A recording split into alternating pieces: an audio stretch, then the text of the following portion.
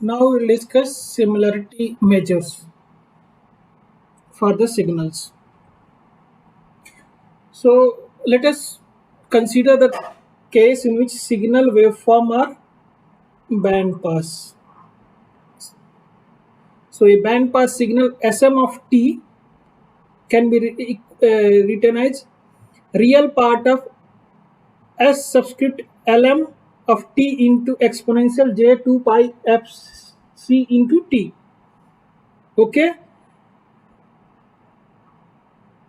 इसमें जो L है, L denotes represent the use we are using in subscript L to denote the equivalent low pass signal. Okay, so recall the energy, signal energy may be expressed in term of Sm of t or Slm of t. So energy of this Sm of t is denoted by Em. Energy of this low pass signal is denoted by ELM. Okay, so this is a relation between energy band pass and energy of equivalent low pass signal. Okay, so this be twice a EM. Okay, so similarity मतलब correlation. So similarity between any pair of complex value signal waveform says S subscript Lm of t and S subscript Lk of t is measured by normalized cross correlation between these two waveform.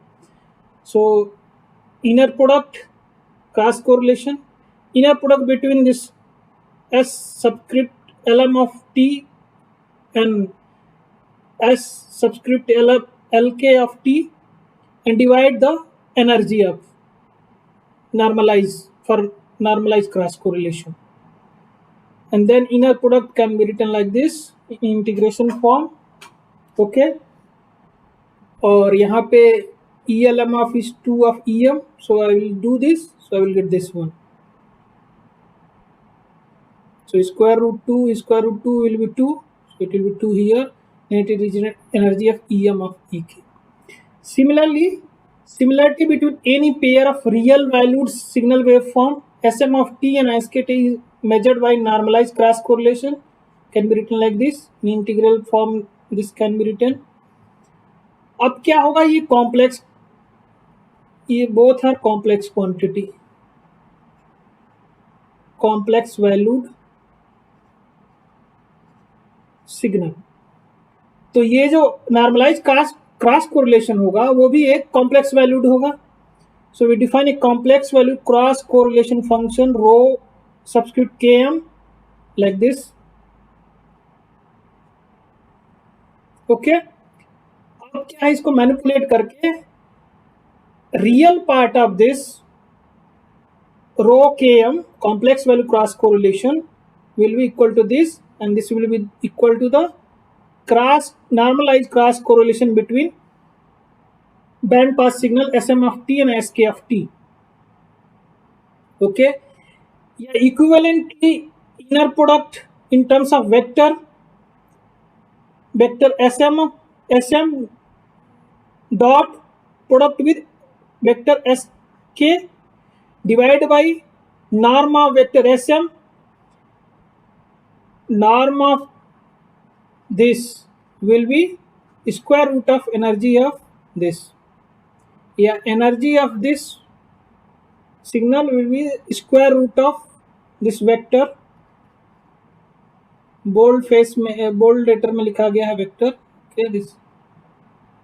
Okay, so using this inner products में भी लिख सकते हैं. Inner product between dot product a vector can be written also inner product between vectors. Okay, so cross correlation between two pair of signal waveform a signal vector comprise one set of parameters that characterize the similarity of a set of signal. Okay, ये है कैसे दो signals कैसे की similarity निकालने के लिए आपको ऐसे आप बैंड पास सिग्नल में ये वाला यूज कर सकते हैं। यदि आपने सिमिलरिटी आपने कॉम्प्लेक्स वैल्यूड सिग्नल निकाल लिए तो उसके correlation can be real part of this complex valued correlation. Okay, another related parameter is a similarity related parameter, Euclidean distance between pair of signals. So Euclidean distance between a pair of signal Sm of t and Sk of t is denoted by this, that is the norm of difference of vector Sm of Sm minus difference of vector Sm minus Sk. Okay, in terms of this can be written like this norm. Okay, square root, इसको simplify करेंगे तो इस तरीके से लिख सकते हैं। Okay, square and इस टर्म का स्क्वायर को ये लिख सकते हो, और बाद में आप देखोगे इंटीग्रेशन इनसाइड जाएगा तो 2 आप यहां से लिख सकते हो, यहां से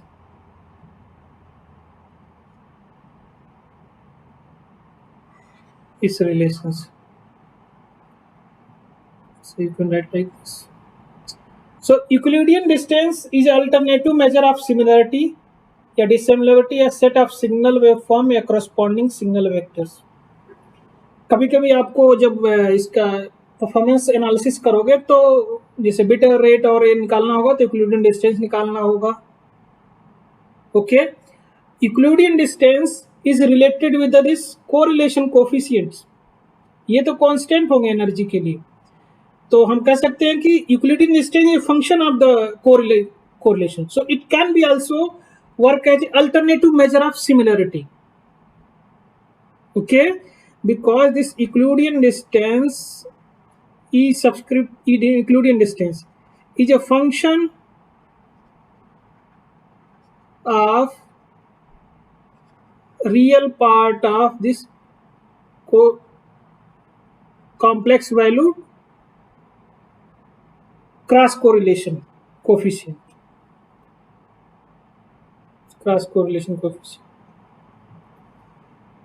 So it can Euclidean distance can work as a similarity measures. Okay, so now take one example. Now we will study the digitally modulated signal and we will make use of signal space representation of such signal which are classified as a linear and can only explain in terms of their orthonormal basis function. जो digital modulator क्या होता है, उसके input पे 1 0 1 0 और उसको आप एक मॉड्यूलेटेड वेव फॉर्म में कन्वर्ट करते हो, तो depending upon m equal emery modulation scheme 2 power k is log m base 2। मान लीजिए इसमें 2 बिट को एक दो बिट के आपने बनाए 4 पॉसिबल, उसमें 4 वेव फॉर्म आपने असाइन कर दिए। ओके, तो उन वेव फॉर्म को जनरेट करने के लिए यदि बेसिस वेक्टर का जो ग्राम स्मिथ ट्रांसफॉर्मेशन प्रोसीजर यूज करके हमें कम से कम सिग्नल जनरेट करने होंगे, और उनके and these 4 waveform can be written as a linear combination of these both basis vectors, basis functions. So following 4 waveform are used for signaling a digital communication system. ये 4 waveform मान लीजिए 0 0 0 1 के लिए waveform, 1 0 के लिए वेवफॉर्म और 1 1 के लिए ये वेवफॉर्म आपने मैप किया है। ओके, अब इनके लिए कितने बेसिस सिग्नल चाहिए? Determine the signal space representation for this 4 signal. तो signal space representation using this 2 basis function, ये 2 बेसिस फंक्शन है, इनके signal space representation. Signal space representation means we have to find each signal projection on these 2 basis vectors. Okay, this is signal space representation, and plot the signal space diagram. Each waveform 4 signal को जो signal space है उसमें point के रूप में represent करेंगे, उसको बोलते हैं सिग्नल स्पेस डायग्राम या constellation diagram. And label the signal point with the corresponding data bits. Okay, ये 4 वेवफॉर्म है, इनको आप प्लॉट कर सकते हैं. ओके, अब इन 2 बेसिस वेक्टर हैं f1 of t and f2 of t. Each signal waveform sk of t can be represented as a linear combination of 2 basis function f1 of t and f2 of t like this. And then I have to calculate this projection of sk of t into f1 of t and projection of xk of t with f2 of t, and this will give the signal space representation, vector space, signal space in terms of vector representation, vector of sk of 1, sk of 2, where k varies, k takes value 1, 2, 3, 4 corresponding signal s1 of t, s2 of t and s3 of t and s4 of t. अब इनको projections integral को solve कर लोगे, solve करके या by inspections we can calculate these s1 of t, s2 of t, s3 of t, s4 of t. Okay, अब इनको क्या है, आप देखिए आपके पास s1 of t क्या है, 1, y एक्सिस पे f1 ऑफ बेसिस वेक्टर है, x एक्सिस पे, y एक्सिस पे f2 of t basis vector है. अब प्रोजेक्शन क्या है, s1 में along f1 of t is 1, 1, okay, और along projection along f2 of t is minus 0.5, so this will be the point s1 of S1. Okay. Similarly, S2, that is projection of S2 along the into f1 of t is minus 0.5. This and this yf along the f2 of t it is 1. So this is S2 of point. Okay, similarly we can S3, S4 we can plot in this 2-dimensional space. This is called signal space diagram, okay, या constellation diagram, wave modulation scheme. ये पूछा जाता है question numerical. अब क्या है, इनकी grey को इनकोडिंग करनी है इन कॉन्स्टलेशन पॉइंट की. I will explain what is the Gray. Gray encoding is a preferred way of mapping के information bit such that adjacent signal point differ by 1 binary digit. It is important in the demodulation of signal because the most likely error caused by noise involve erroneous selection of a adjacent signal point to the transmitted signal point.